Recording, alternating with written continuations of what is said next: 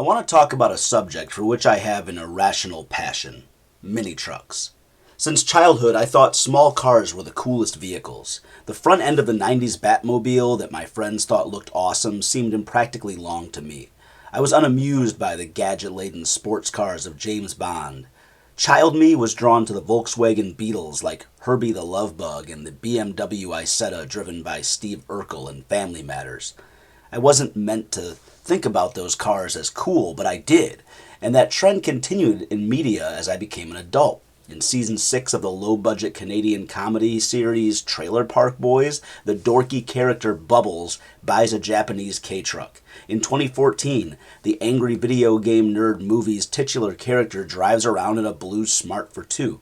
The audience is meant to point and laugh at them for their choice or need of small vehicles. Maybe it's natural to associate them with tiny clown cars, but I've always felt admiration or envy for the characters who get to drive them. I've personally driven Smart for Two since 2012 and owned one since 2015. I love it. It's low maintenance, fuel and space efficient, has great visibility, maneuverability, and acceleration due to its light weight. And it parks easily on any street or parking lot arrangement. Unfortunately, Mercedes stopped selling smart cars in the USA in 2020 due to low sales, in large part due to America's car culture and misconceptions about that vehicle. I made a video about those misconceptions several years ago, and now I want to go deeper into the psychology and culture behind the American vehicle market, which is the second largest industry in the world for sales and production, and explore its potential disruption. This video isn't about cars, though. It's about pickup trucks. If you haven't noticed, modern American pickup trucks have become enormous. There are great videos explaining why in depth, but I'll give you a crash course here. In 1964, LBJ placed a 25% tariff on imported light trucks. Around 2010, we saw government regulations that became and remain textbook examples of the law of unintended consequences. Auto companies are now required to manufacture more efficient and lower emission vehicles, but large vehicles can't be held to the same standards as smaller ones, so they're allowed to be less efficient and produce greater emissions. The expectation was that auto companies would continue offering a range of vehicles in different sizes, making all their vehicles more efficient and only selling the larger, less efficient ones to those who actually need them for things like construction work and long-haul towing. Instead, we got the opposite. The auto industry realized they could continue making less efficient vehicles and sell them at wider profit margins if they pushed their design, production, and marketing into larger vehicles. Why sell something small and practical if you can make more money on something impractically large by getting Mike Rowe to tell consumers how tough and manly it is to drive a tank to their office jobs every day? American family vehicles largely transitioned from minivans, station wagons, and sedans to SUVs that offer little additional function but definitely add to road space occupied, gas burned, and prices hiked. No vehicle transition was more pronounced than pickup trucks. In the early 2000s, trucks were already getting larger and less practical than their 80s and 90s predecessors. The aforementioned regulations were just the final nail in the coffin for small American pickups. Nissan discontinued its compact truck in '97, the Chevy S10 was discontinued in 2004, and the old Ford Ranger held out until 2011. Ford's F-150 was the number one selling vehicle in America from 1982 to 2023 and remains the best-selling pickup truck today. An F-150 in 2026 with a 6.5-foot bed is over 14 inches longer than the same model from 2005.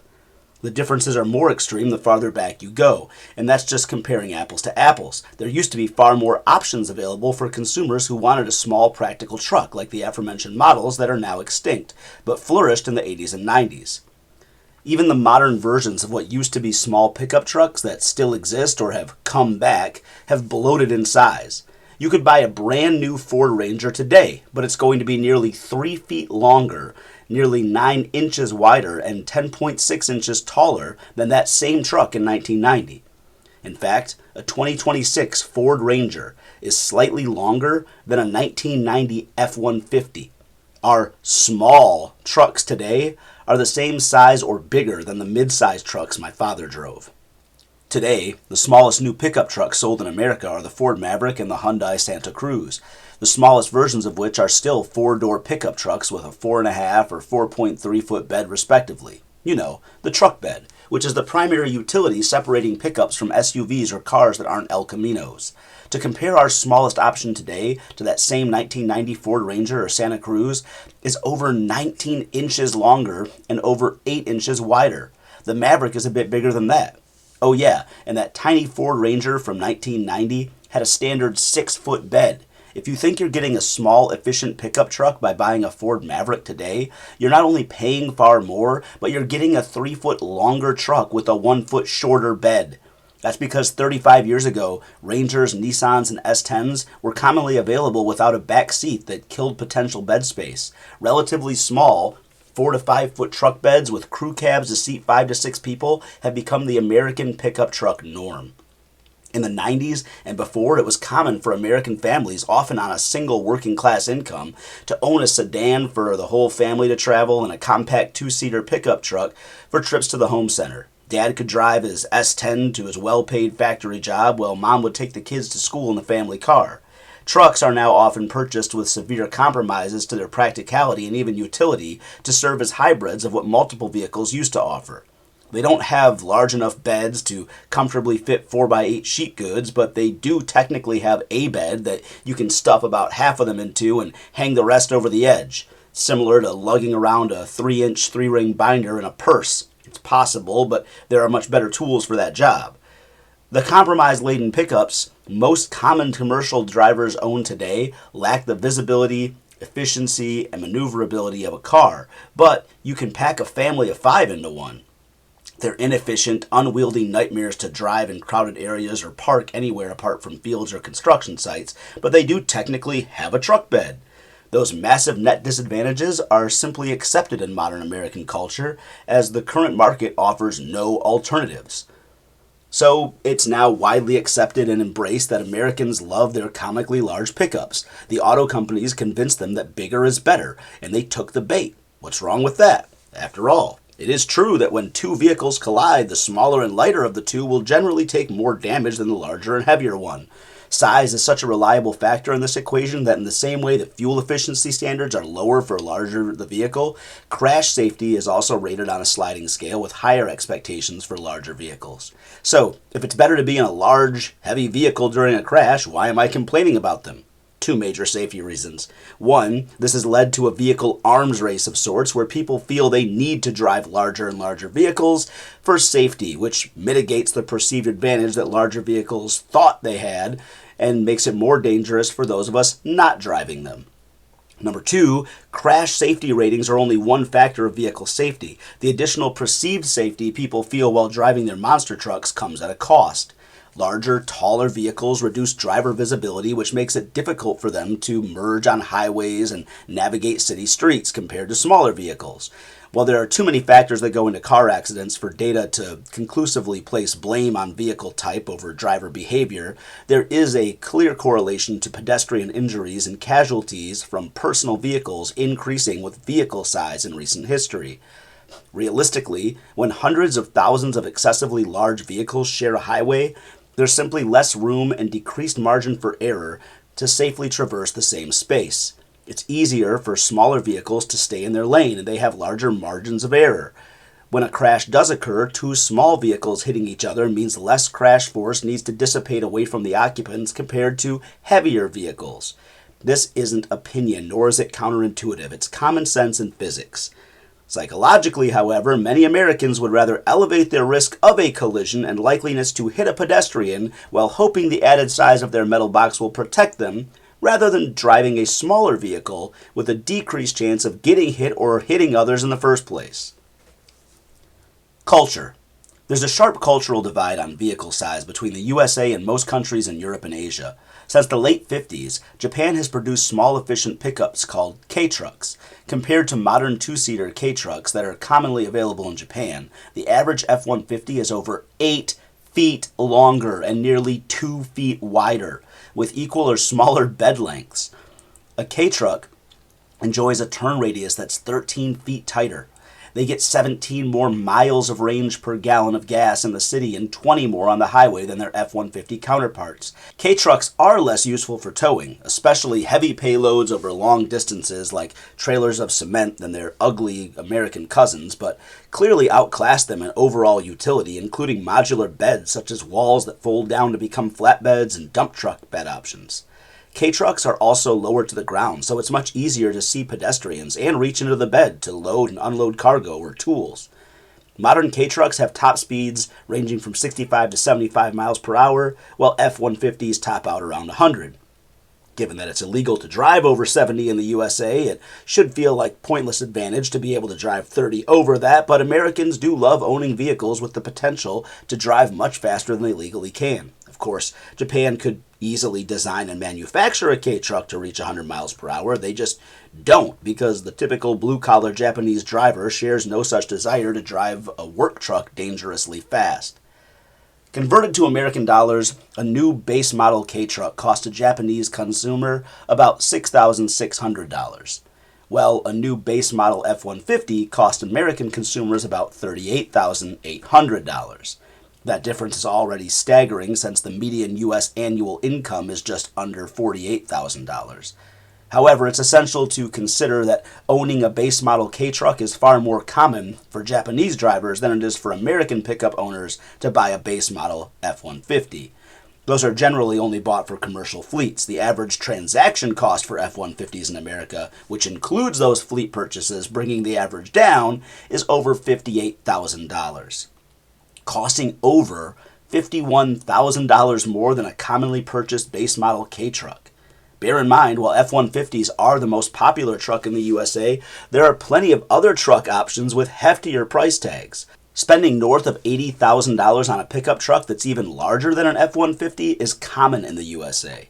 That's already disconcerting before you consider most Americans are going into debt and paying interest on those bloated price tags. Import restrictions stop Americans from purchasing and importing new K-trucks from Japan at the same price tags that the Japanese enjoy. Under current laws, we can only buy one that's at least 25 years old with an import fee and a tariff. There's more of those pesky free market interferences that American capitalists don't seem to mind at all because they protect them from international competition. That means if you're an American who wants the freedom to drive a small practical K-truck, you don't have any companies from which to buy them. The only models you can import are at least a quarter century old and have manual transmissions, top speeds too low for many American highways, and they require special order parts from Japan for repairs and service. They have instrument panels in Japanese with metric units, and their steering wheels are on the right-hand side. I'll let you figure out for yourself why Toyota, which happily manufactures and sells many trucks to their Japanese customers for under $7,000, refuses to manufacture and sell them in the USA, where they can sell Tacomas for an average transaction price of nearly $42,000 to customers who are convinced they're getting a good deal on a small practical pickup, just because it's not as massive as today's F-150s or Silverados. Most American pickup drivers literally laugh at the sight of a K-truck. They can't fathom stepping into such a small vehicle. Many, so far exclusively men, physically point and laugh and make condescending and insulting remarks when they see me at red lights or in parking lots with my smart car. We have a strange obsession with the bigger is better mentality at the cost of everyone's safety and their own convenience and financial well-being. While most Asian and European residents are laughing at us, just less loudly and obnoxiously. Living in countries where roads are smaller and public transportation is often superior, most of them respect the efficiency and practicality of smaller vehicles and can't understand what's wrong with us. Beyond K-trucks, Japan designed small cars like the Scion IQ. Germany gave the world BMC's Mini Cooper, BMW's Beetle, Volkswagen's Minibus, and the Mercedes-Benz Smart for Two. Italy invented Fiats and popularized Germany's BMW Isetta. I could list dozens of other examples, but I think you get my point. Small cars like the Geo Metro have been invented in America, but they're few and far between and still larger than their overseas cousins, and they've yet to be embraced by U.S. consumers. Partially due to the U.S. infrastructure, it's common for Americans to see their cars as figurative extensions of themselves and as an essential part of independence. For the bulk of us, a vehicle is either the most or second most expensive thing we own or lease, and ever will own or lease. Conversely, the idea of going 12 million yen into debt for a monster truck that spends most of its time taking up the room of a public street parked in front of a house would baffle most Japanese families. I was surprised to learn that the average European commute is nearly the same as Americans, and the average Japanese commute is even longer. While many still value their personal transportation, Asian and European cultures just don't share the same overall zeal for their driving machines as Americans. It likely has something to do with their public transportation systems being far superior, especially Japan's. America's public transportation is non-existent in most small towns and abysmal in most cities that have one. New York City is widely considered to have the best public transit in America, but if you ask New Yorkers how they feel about their buses and subways, positive accounts will still lean towards tolerance rather than enjoyment. There's one more elephant in the room that we have to address when it comes to American road travel, if we're going to consider vehicle size. Trucks and SUVs account for 62 to 80% of total registered U.S. light-duty vehicles, depending on which source you ask. If you live in the USA, I implore you to do something the next time you're on the road, especially if you're a passenger. Pay attention to the people driving pickups and SUVs.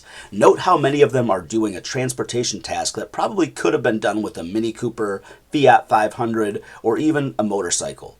A shocking number of these vehicles take up an enormous amount of space and burn tons of extra fuel just to carry one or two passengers with empty beds and trunks. Pickup trucks are meant for transporting loads of bulky materials or products in their beds or hauling boats, campers, and trailers from their tow hitches. Those specific tasks justify the large size, low maneuverability, and poor fuel economy of modern trucks. Some American truck owners regularly use them for those purposes, but the overwhelming majority simply do not. Ironically, many of the people still driving the now rusty old, relatively tiny trucks from the 80s and 90s are still using them for blue-collar work. Behemoth pickups and SUVs are used for single-driver daily commutes and trips to the grocery store. They've been duped into bearing enormous debt just to have massive vehicle disadvantages every day for the few times a year they actually do something that requires a truck. It would be similar to buying a $10,000 katana to use as your only kitchen knife just so you can show it off as a decoration when guests come over. It may seem like I'm being harsh on American truck culture so far, but I stand by it as warranted. It's a culture that needs criticism so it can improve, and not just for non-truck drivers who are forced to share the road with wannabe tanks, but for truck drivers themselves. If you love hauling nothing but your ego around in your Super Duty F-250 for 15 to 20 miles per gallon, it doesn't benefit you to share streets and parking lots with other people doing the same thing. They're taking up your space and driving up the prices of the gasoline you need. If you're a more practical truck driver forced to settle for a Tacoma or a Santa Cruz or a Maverick, it actively harms you to have fewer options on the market. An anti-capitalism deep dive is well beyond the scope of this video, but the American automotive industry demonstrates an abject failure of capitalism to deliver what's best for consumers in this case. Remember, though well-intentioned regulations were the death knell for small trucks, the trend for companies to make their pickups larger and more expensive had already begun years before those regulations pushed them over the edge. Those who insist that capitalism and free market will always lead to what's best for consumers are objectively proven incorrect by the stagnant, homogeneous gas pickup market in the United States. If the efficiency and emissions regulations vanish tomorrow, there's no way in hell that Ford, GM, and Chevrolet would start selling mini trucks with much slimmer profit margins that could save customers tens of thousands of dollars. The ultimate goal of free market capitalism is not to make consumers happy. That's just the byproduct pure libertarians assume will result from attempting the actual goal, which is simply for businesses to grow and make more money so they can grow and make more money. When I criticize American pickup culture, I'm partially criticizing the consumers for being fooled so badly, but not as much as I'm criticizing the companies. Silverado drivers didn't lobby for Chevy to stop selling the S10. Nobody did. Tacoma drivers never threatened to boycott Toyota if they had the nerve to manufacture American mini trucks. It's the companies who exploit and even steer culture in whatever ways they can to maximize profits. Corporations also tend to lack vision beyond making money or repeating what has historically accomplished that for them. That's why we cannot currently rely on legacy companies to bring us alternatives to the oversized truck market. Our only hope. So what if you're like me? What if you're an American who wants and borderline needs a pickup truck? Maybe you have a hobby like woodworking, surfing, or cycling, or you're just a DIY homeowner for whom it would be practical to own a pickup truck a couple times a month, but you can't justify all the toxic disadvantages of the aforementioned pavement princesses. What if you're a woman who could use a truck, but you don't want to have to climb in and out of a monstrosity just to go to the grocery store? What if you live in a city and realize that having transportation downtown doesn't really matter if you can't park?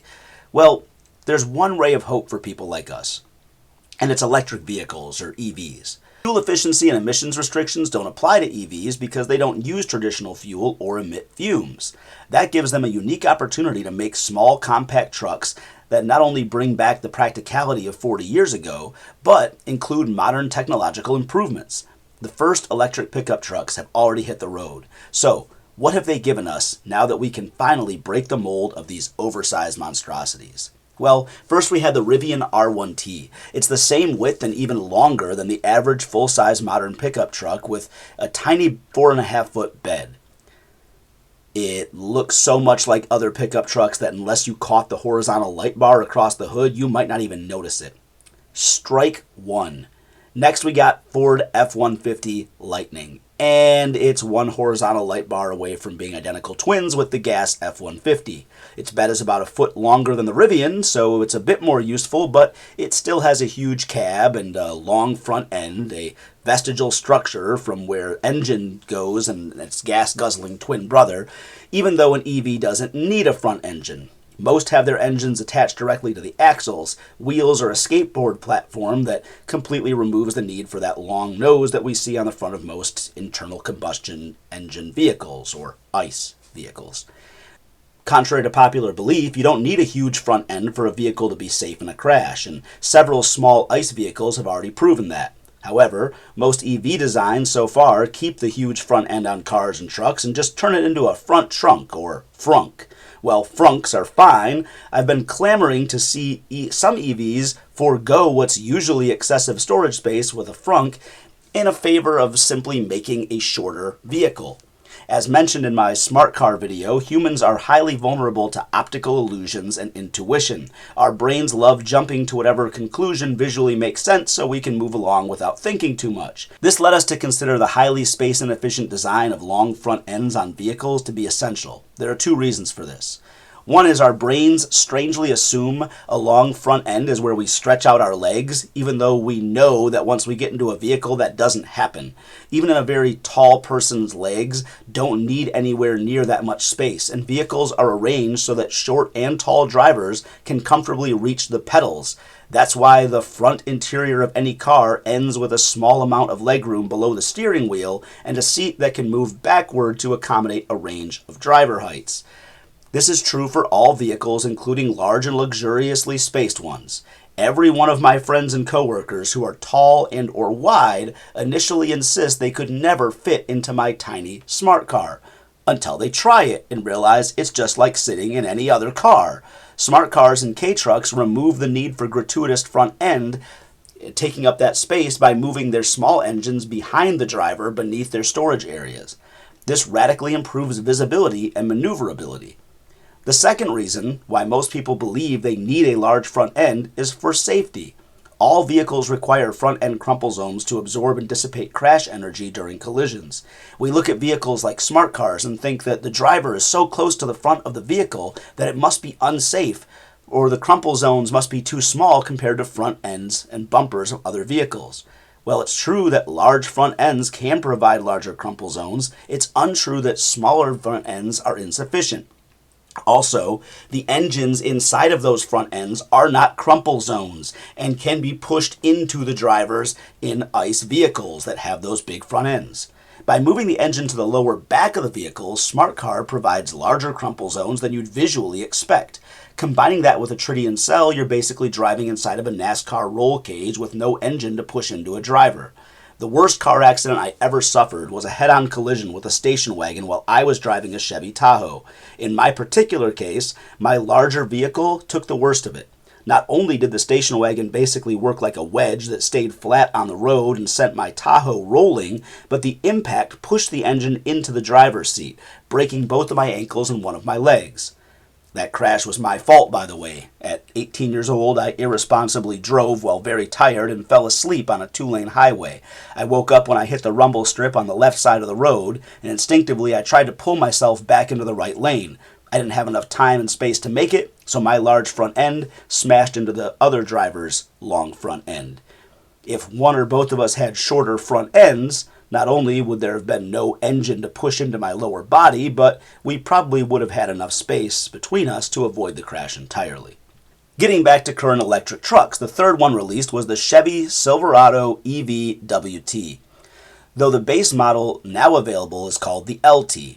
You won't be surprised at this point to hear that it looks very similar to the ICE Silverado, though it is slightly more rounded, and you guessed it, it also has a horizontal light bar. It's nearly the same size as the F-150 Lightning and sports a large front end with frunk and a crew cab capable of carrying 5 people.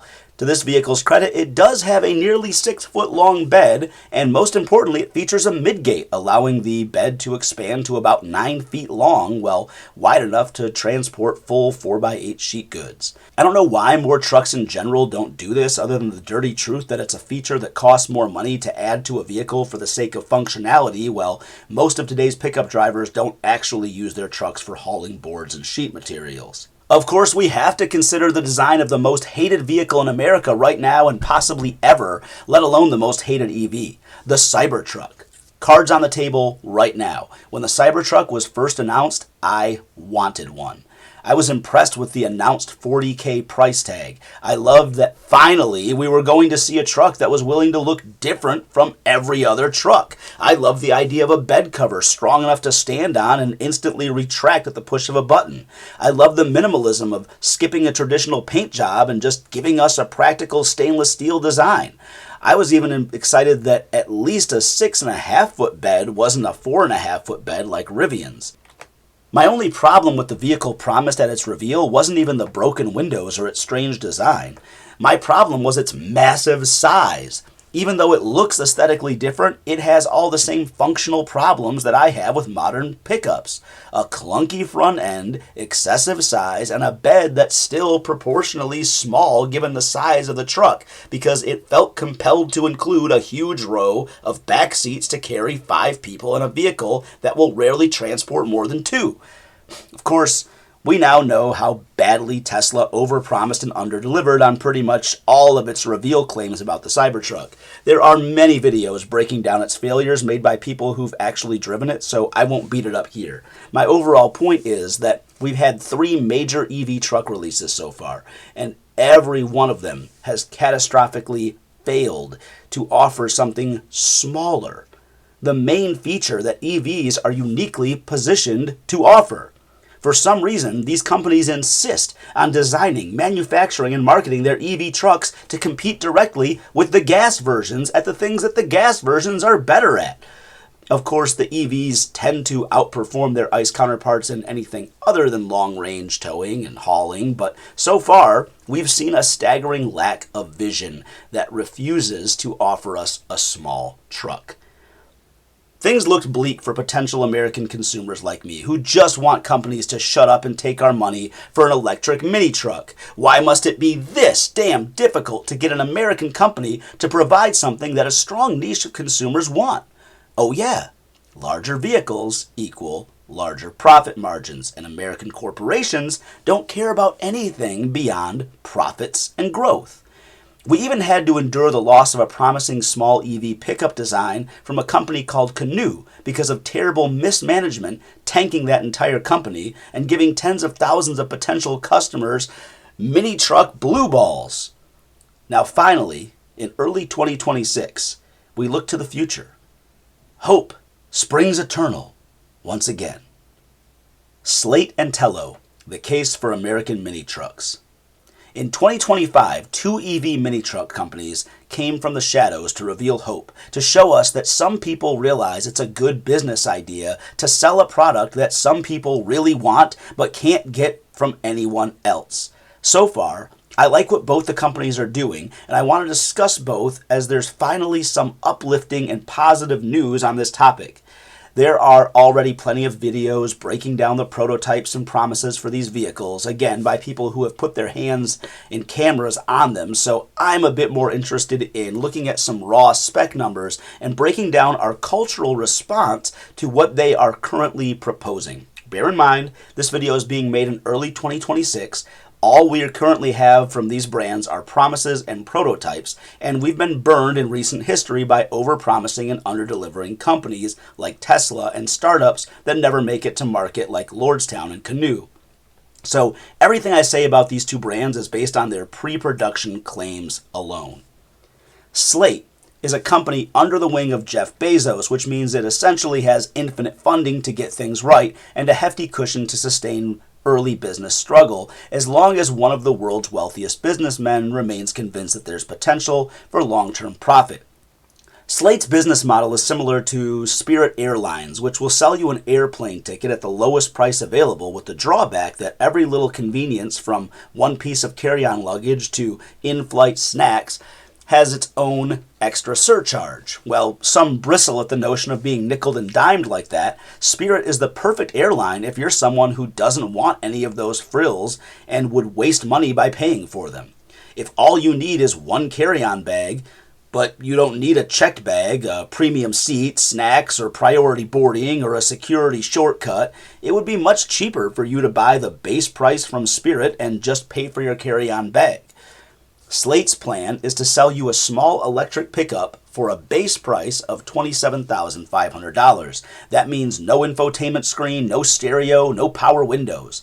I love this idea, as vehicles are expensive liability purchases. In the same way that they've gotten larger and more expensive, it's become popular for models to brag about how many additional features come standard rather than piecemealing features for additional expenses. This trend isn't really an appeal to customers. It's popular because reduced customization is cheaper for companies to produce, and it forces a lot of people who buy brand new vehicles to pay for features they won't use and used to be able to save money by opting out.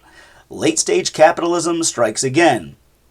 Slate's approach lets you really consider the cost of each feature and determine if it's really worth it to pay for that price that's asking for each. Slate is highly customizable, from details as small as decals and dashboard mount configurations to those as big as converting the two-seat pickup to a 5-passenger SUV.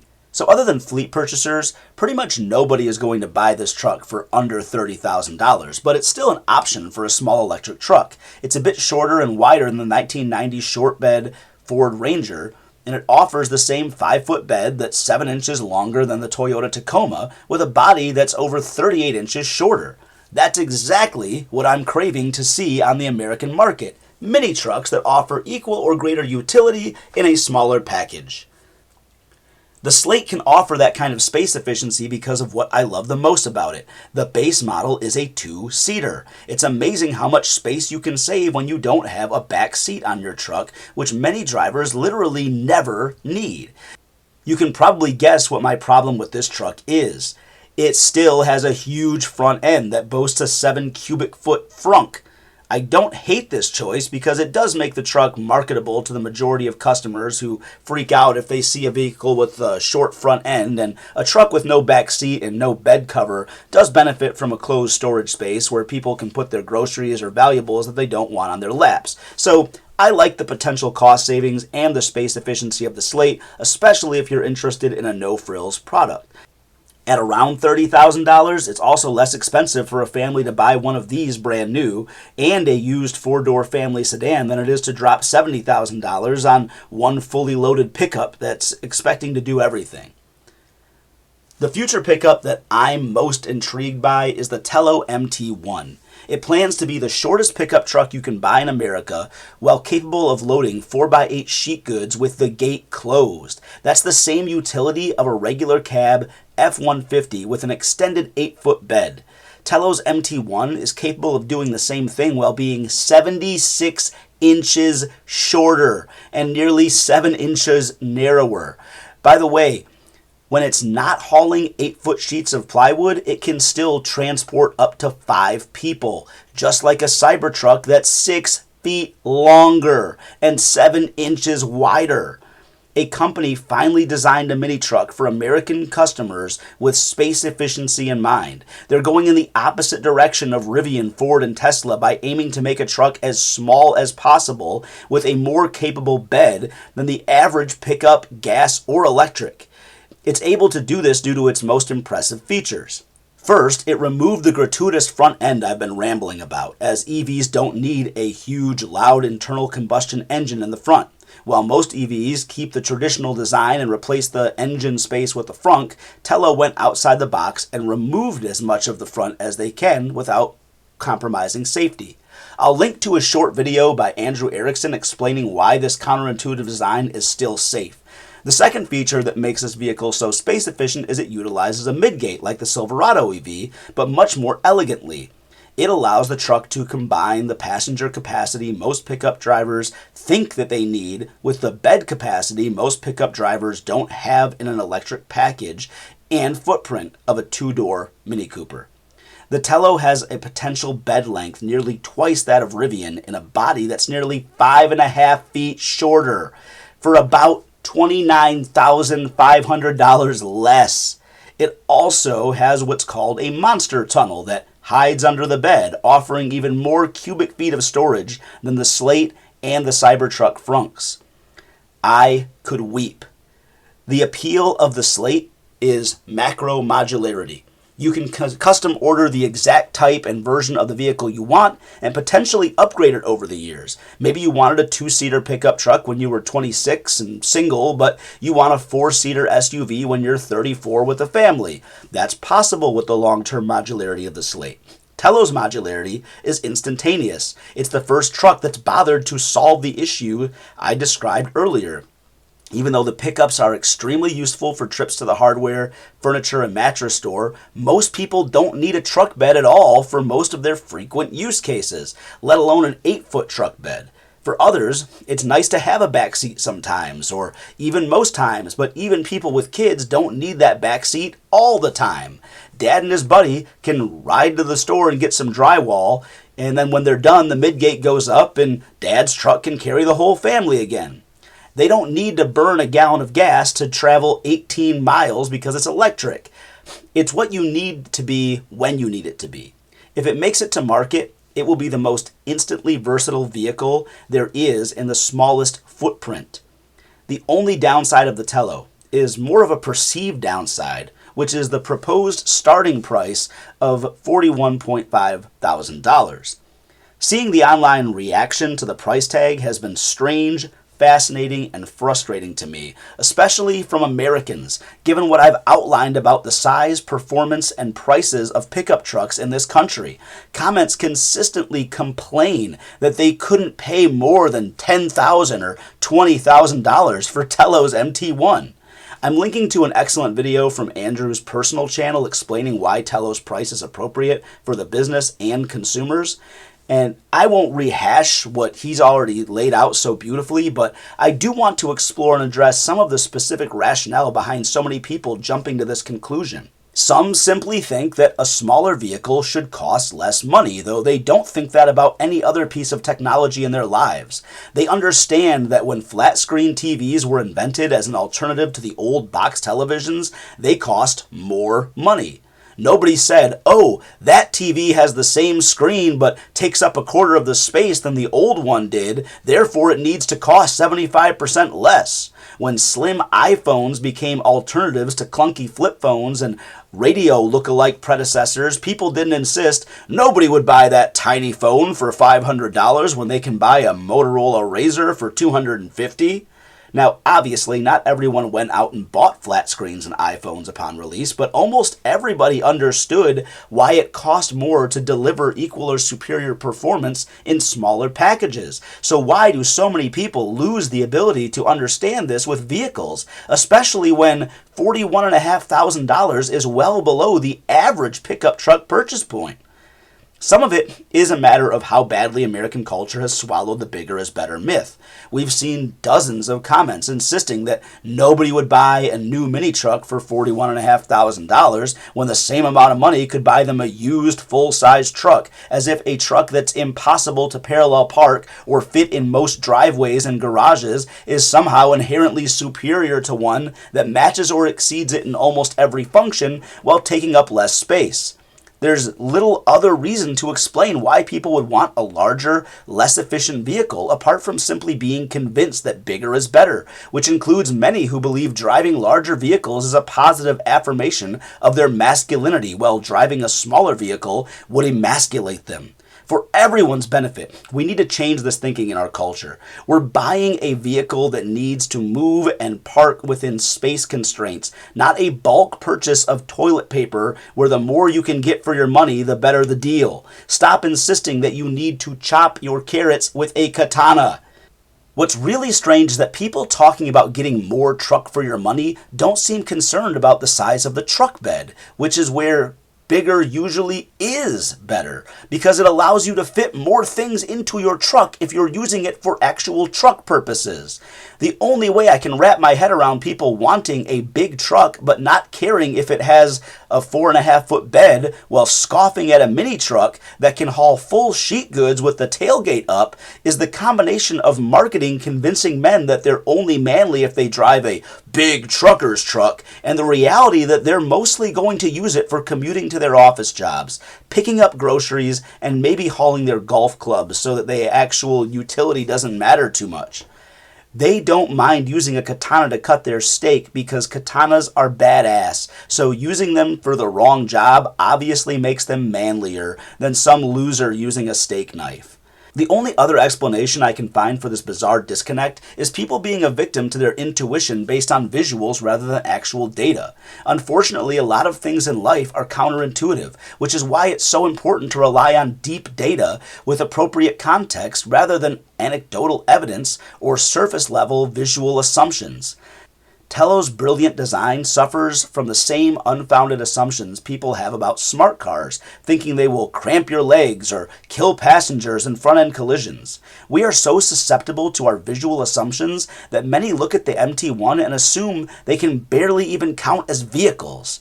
I'm going to link to a video about Telo myths that I strongly encourage you to watch to see just how wrong some of those confident misconceptions are. I've seen people say that around $40,000 is an insane amount of money to pay for a golf cart, ATV, or one of the electric mini pickups that cost a few thousand American dollars to buy in China.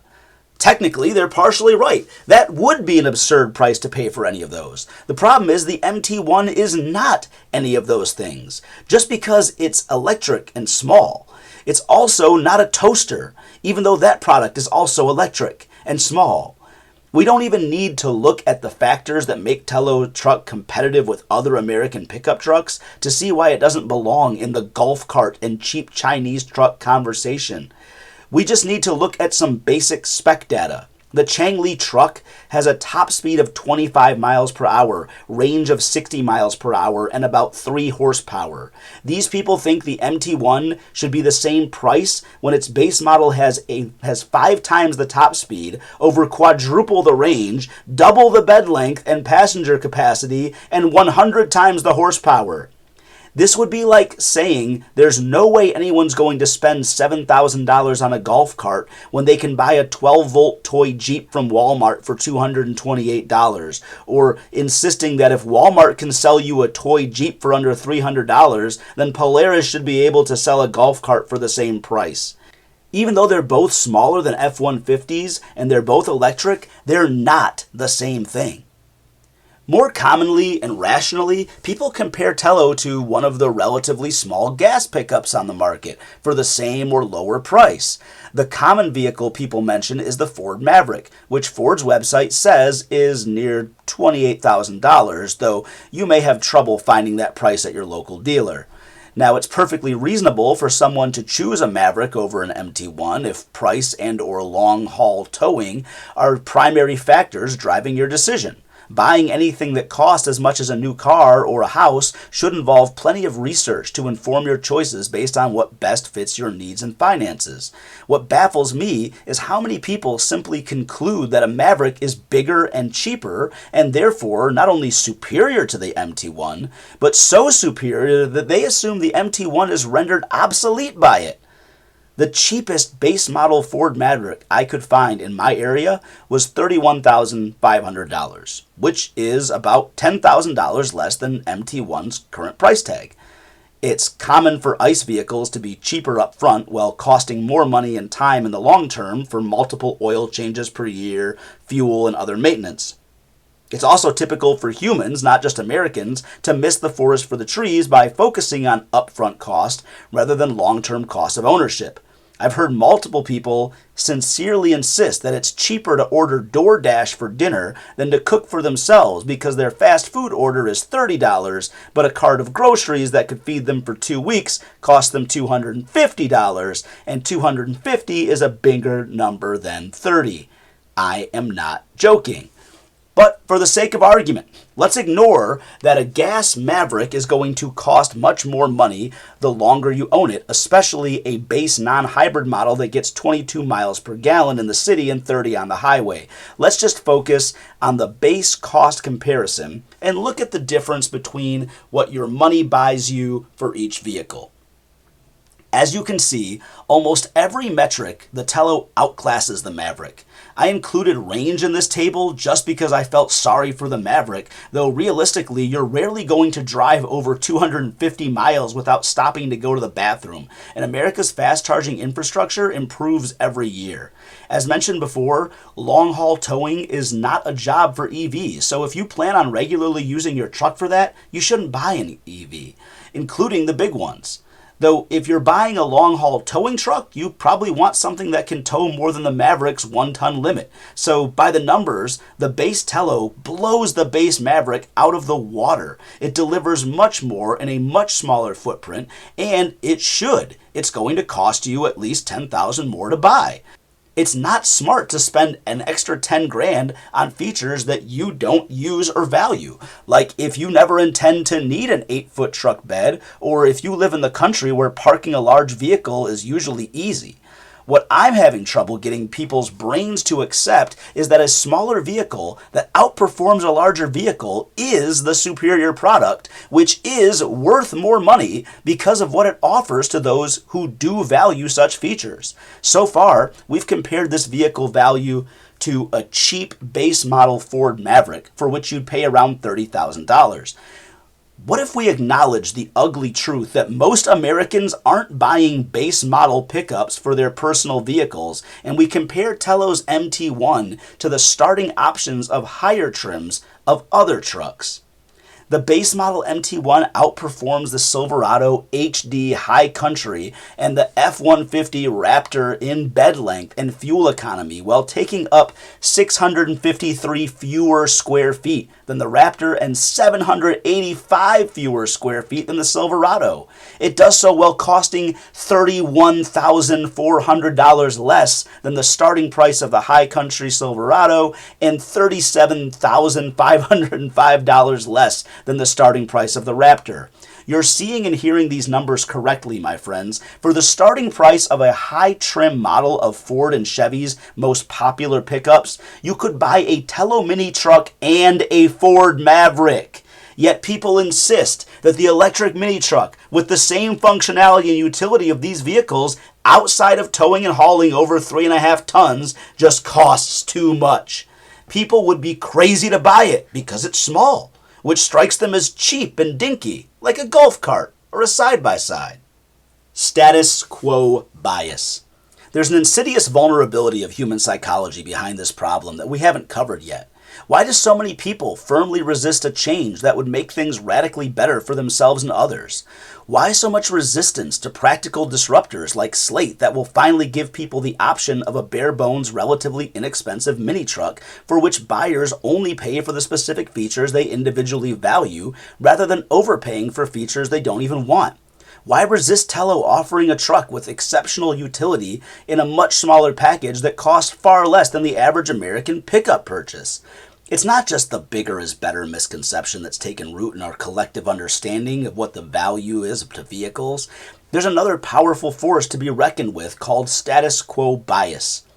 Human minds tend to constantly juggle the contradiction of simultaneously never being satisfied and hating change. There are positive and negative elements to both those tendencies. It was a lack of satisfaction that pushed our species from barely scraping by as hunter-gatherers in modest shelters eating raw meat and berries to our current level of technological advancement and creature comforts. It's what continues to push us to innovate, explore, and invent, trying to make things better or at least improve them from one generation to the next, while eventually every generation's progress is reluctantly accepted, then embraced, then normalized, then taken for granted. It's usually initially resisted. This is true for most progress, both social and technological. Even change that sounds positive to us initially comes with some discomfort. What will it cost me? What will I have to do differently? As much as I want something better, am I willing to risk what I already have? Because of that mental dynamic, the poorest people have historically been the most willing to embrace change, and in a time of staggering USA wealth gap, including a vanishing middle class and an extreme concentration of wealth to a small number of people, you would think that would make fertile ground for disrupting the status quo. Unfortunately, the status quo bias does still have an effect on those with the least to lose, because logically, it's the least wise to gamble when you lack the luxury of a safety net. There's a real and understandable fear of losing what little you have, and those with abundance should be the most willing to take a risk. Which philosophical direction people take in the personal interpretations of their circumstances is a messy mix that's always stirring, which makes the future hard to predict. The encouraging news is that historically, every meaningful change is impossible until it's inevitable. If you told American women in 1919 that next year they'd all have a constitutional right to vote, most of them, including some of the women's rights activists, would have laughed at you for that bold prediction. The same was true for slaves just before the Emancipation Proclamation, and more recently homosexuals just before the same-sex marriage became federally recognized. I'm not attempting to say getting Americans to embrace small trucks, let alone mini trucks, is nearly as important as those civil rights victories. Also, those things were objective switches formally flipped by political legislation, so they're not direct analogies for changes to culture. I just want us to recognize that deeply entrenched philosophies can and do change. If you told Americans in 1990 that in 25 years nearly every horse on the road would be replaced with machines, people would have laughed at that too. And there was no act of Congress in that time that banned horses or mandated cars. In the case of our monster truck problem, the status quo that people are now biased in defending wasn't always the status quo. As I over-explained earlier, 30 years ago, mid-sized trucks were the same size or smaller than the small trucks today. Auto companies realized that making their vehicles bigger was more profitable for them, even if it was bad for consumers, but they got by the status quo bias problem with patience. In 1985, the highest trim of the new Chevy S10 cost $10,298, which adjusted for inflation would be just over $31,000 today. If in '85 Chevy canceled the S10 and immediately expected the same customer to drop the equivalent of over $100,000 today on a fully loaded Silverado High Country, that customer would have laughed his way out of the door all the way to the nearest Ford dealership to buy a fully loaded Ranger for the equivalent of just under $29,000 today. Auto corporations made the small, medium, and largest pickup trucks larger and charged more for them gradually. Because all truck companies, manufacturing or selling in America, were doing this, there was nothing consumers could do about it. Now that the status quo bias is in favor of massive pickup trucks, it's up in the air what people would do or will do once an American mini truck hits the market. Of course, the niche group of potential buyers like me who have avoided trucks altogether because of their impractical size and fuel inefficiency are likely to enthusiastically buy up the first electric mini trucks for a couple of years. After that, it's up to American drivers how open-minded they are to these vehicles becoming mainstream. I would guess the safest bet we have of getting back to a smaller, more efficient, and safer pickup truck is relying on the most powerful force in the country: corporate greed. Ford has recently announced plans to discontinue the F-150 Lightning and release a smaller mid-size $30,000 electric pickup truck next year. But they haven't said much beyond that. Of course, it's expected to be a four-door crew cab with the traditional front end and a frunk design and the same size as a modern Ford Ranger, so it'll be far from a mini truck, and not even as small as the Maverick. But again, the best way of beating status quo bias is to gradually shift things rather than propose radical disruption. Any increase in options for smaller vehicles are steps in the right direction, especially in a rare case of offering that smaller EV at a lower price. Of course, we need to take the projected prices of any pre-production vehicle with a massive grain of salt. A lot of these comparisons are silly to make before we see the vehicles rolling out of the dealerships with real price tags, production specs, and user experiences. I think the path to smaller pickup trucks is more realistically a result of shrinkflation, where manufacturers gradually sell smaller and smaller trucks for similar prices to maximize their profits while making their largest trucks only available at even higher premium prices, sold as even more of a financial flex. Of course, I hope I'm wrong about that. I hope that Slate and Telo give America a taste of the mini truck and it breaks the fever of our collective pavement princess obsession. Unfortunately, we're partially at the mercy of companies to do what's in the best interest of consumers and the planet at large at the cost of some profit margin.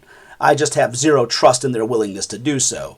What we can do is get behind small, passionate startups like Telo, which has done an impressive amount of work in a short amount of time with only 11 employees. You don't have to want a mini truck in order to want them to exist. I don't want to own a semi-truck, but I'm glad they exist because I benefit from the services they provide. If you want mini trucks to exist in America, you can help by joining the conversation. Follow social media pages of the companies trying to make them happen. Challenge misconceptions in conversations. Encourage people to keep an open mind. When you're in the market for a vehicle, tell sales reps that you'd like to see smaller options and consider buying smaller when it's time to pull the trigger on an important purchase like a new car or truck.